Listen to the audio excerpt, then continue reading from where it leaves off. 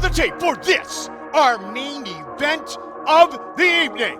We introduce the champion, Chris, the West Side Strangler Brennan. Let's get it all! What's up, guys? We're here to go over the recap of Bellator 300 in San Diego, Pechanga Arena. Good fights. Yeah, what'd you think? I was bummed they took the Bader fight off. Yeah. Other than that, it was good. There were, I think there may have been a few surprises. If not surprises, I just thought, we'll just go to the main event. I thought that Primus might not make it 5 rounds. Yeah. I thought he'd either do something early on or not make it 5 rounds, and he did so. Leah McCourt, sure, she had a good night for herself. She did. She's won. Improved improved so much. So she's from Belfast, but she trains with Paul now in Liverpool. Okay. And she's gotten so much better. Is she training next Gen? Next Gen Really? Liverpool, yeah. And she was with Molly and us when we were in San Diego the last time, and she was on Luke's card then. And then Paul and Molly came here, and Leah went home.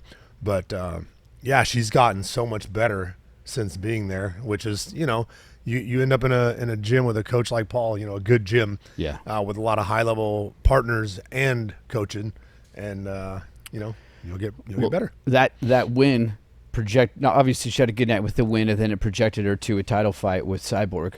Is that what she gets next? Yeah. She actually brought her into the cage after the win with Cyborg, and they had a little stare down. This one was chill. It was pretty respectful. My big question is, when would that be? Yeah. If it's not next month, right, on the November card, when would that be? Where would that be? If there is a merger, if that happens, not only do they get to fight each other over there, they now have to deal with, what's her name? The giant blonde girl that fights. She's a 55er in PFL, Olympic gold medalist. Okay. But she also apparently can make 45.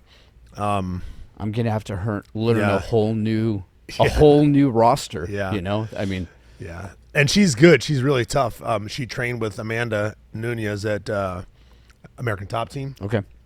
I don't know why my mind's blanking her name, but she gets paid a lot. She's the highest paid in PFL. Okay.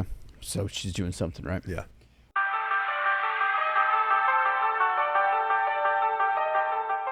Well, let's jump into the one prelim fight that we had. Kai Kamaka and Henry Corrales. This did go the distance. Yep. Kai Kamaka came out with a split decision.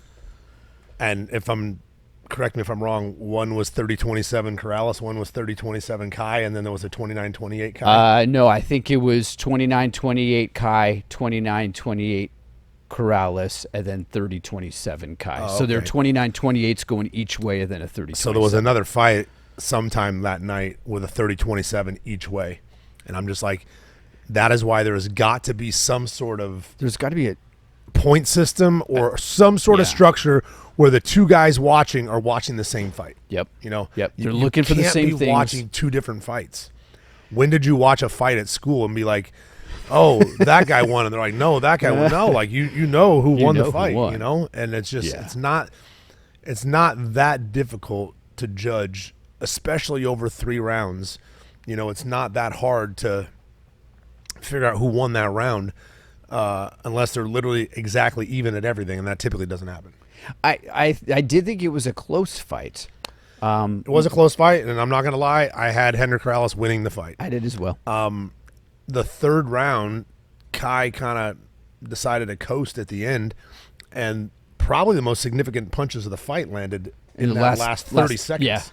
Yeah. 20, 30 seconds. Yep. I thought Kai's jab looked amazing. I thought he was faster. His speed looked great. Henry got off early on the low kicks, the calf kicks, and that's Kai's thing also. Kai's great at it. So I was like, I wonder who will get to it first.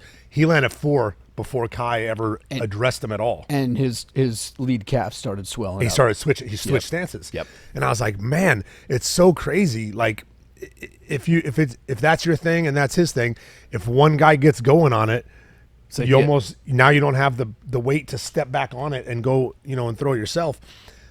Henry landed one that Kai checked, and I was like, oh, he might not throw another punch or another kick the rest of the fight, because it was literally Kai's knee was turned out when Henry threw the kick, and it was like bone to bone, shin to shin, and I was like, ooh, that one hurt. And that hurts both. Oh yeah, and he didn't let up. So again, I thought Henry won a close decision. Kai won the split decision, which is cool. Definitely not 30-27, but it could have been 29-28, I guess, either way. But watching it, I thought Corrales landed the harder punches. Yeah. The more, even though Corrales wore the damage, I thought he was landing the more damaging punches. Kai was volume. He was busy. Big John talked about, I think it was Big John that was saying that it was obvious that Kai was faster, and the eye test, I would agree with that. But it didn't seem like he was using the speed to his advantage the way that you would want him to use it. Right, and at one point, I forget, was it Josh? Who was with him? Who was sitting with him? Whoever was talking next to him. At one point, one of them said something about Kai landing more volume, and then John, I think, said, well, looking at it right now, Henry actually is up on the strikes as well. Yeah. So I was like, okay, so, Kai's speed was like making it look one way, but I thought the power coming from Corrales was more. I don't know. I was Kai looked so muscular for 145. Oh, he's a big 145. He looked big legs. Yeah, he's very thick. He's not super tall. I think he's my height, maybe Okay. an inch taller, Okay. maybe not. Maybe an inch shorter. I'm not sure how tall he is, but he's not tall. He hits hard. He's fast. Like he's dangerous. I'm happy for him, because now he'll bump into the rankings again. Yep. Probably bump Henry out of the rankings, since they were 10 and 11. And so I'm happy he'll get to end where we are. Yeah.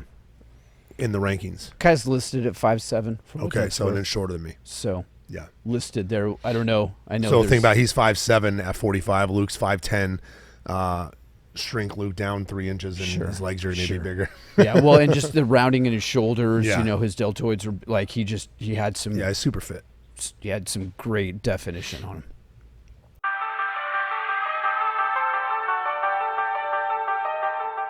Liz Carmouche and Ali Malay.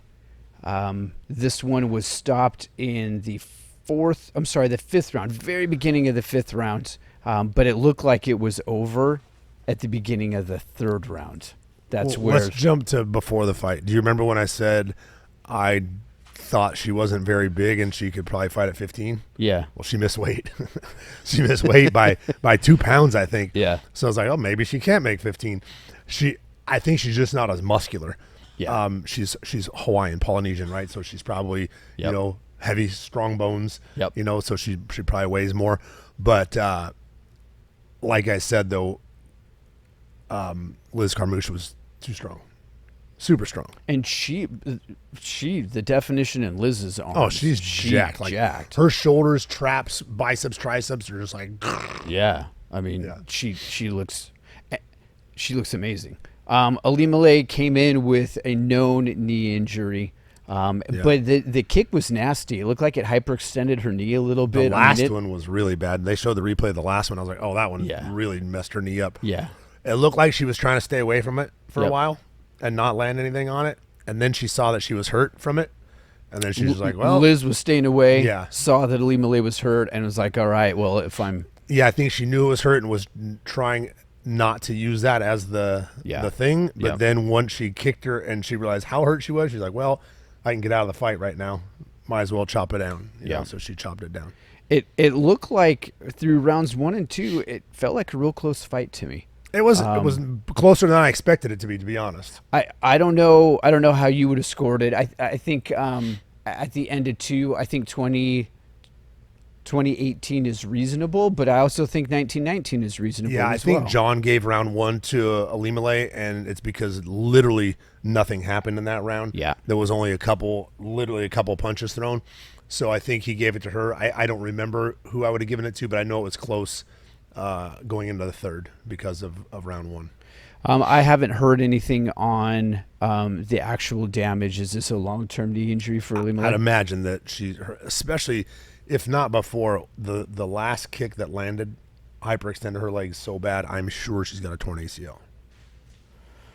And laying there, like it's not just that you lost the fight. You're also going through 6 to 9 months of legit rehab. I'm sure it was all happening at the same time. Yeah, that's got to be awful.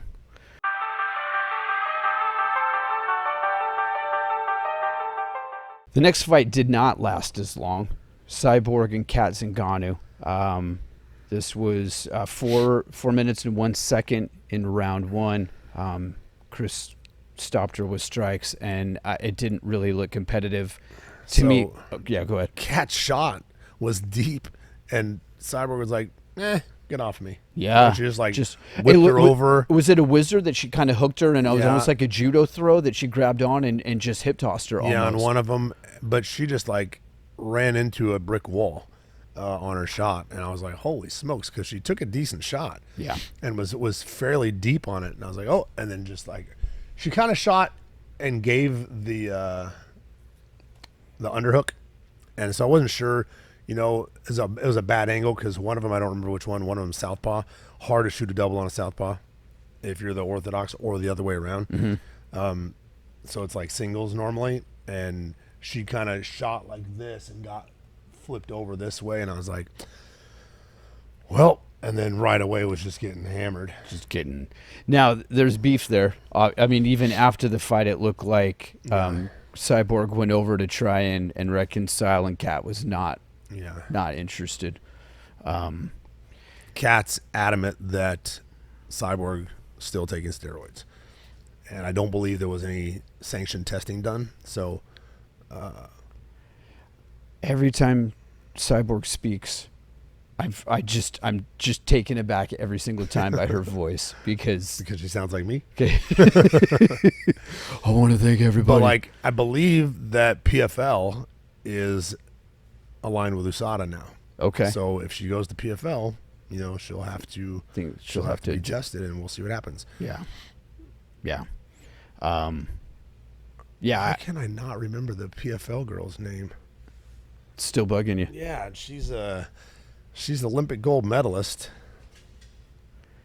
Yeah, it'll be really interesting to see what's next. I mean, she called out Lee McCourt.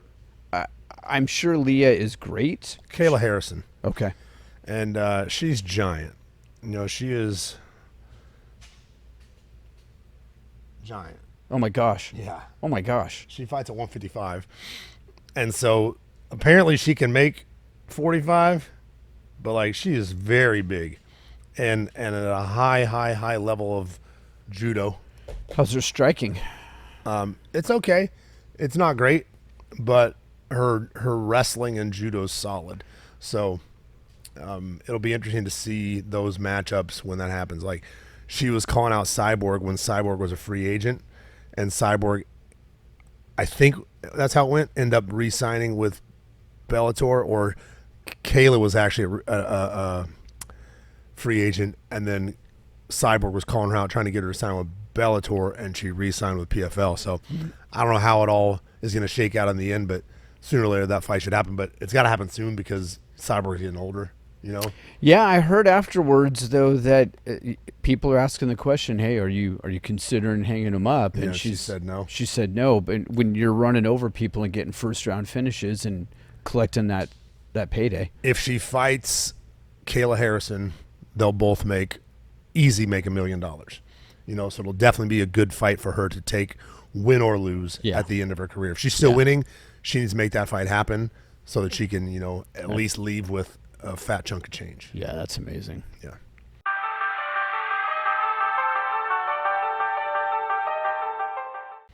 So now we are at the main event. Nurmagomedov and Brett Primus. This goes 3 rounds. It was scored 5 rounds. This was scored 50-45 unanimously.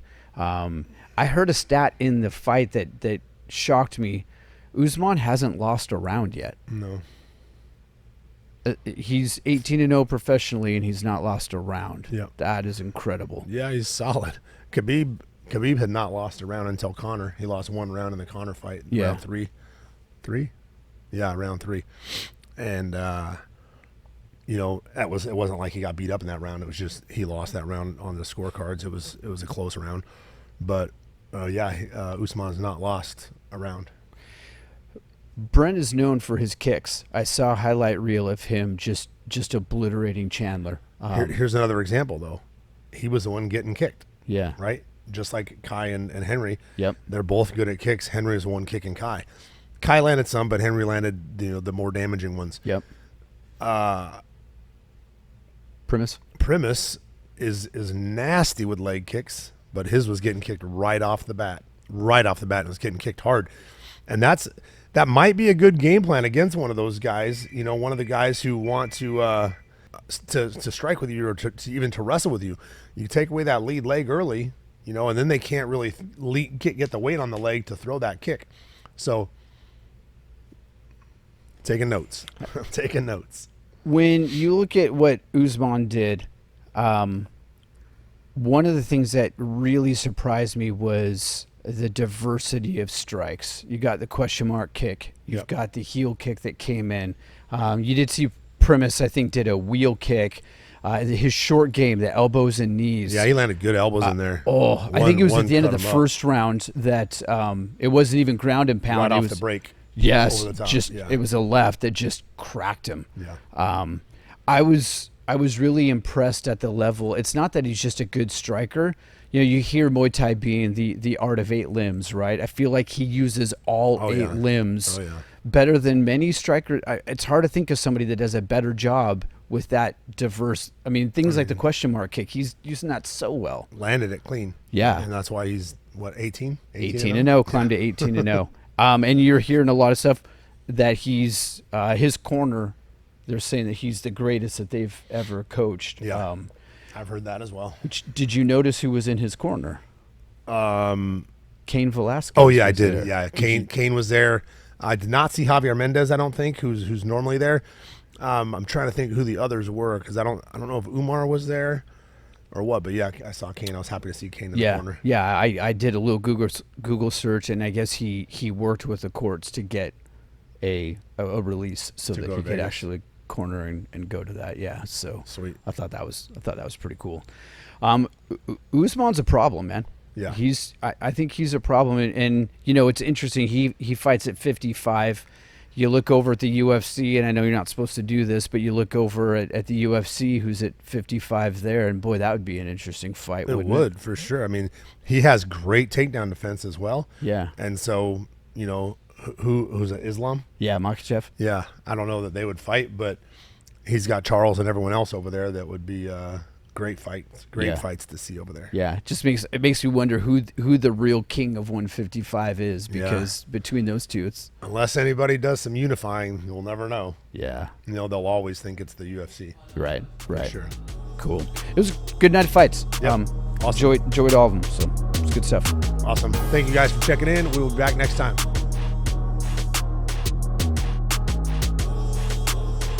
It is all over, just like that.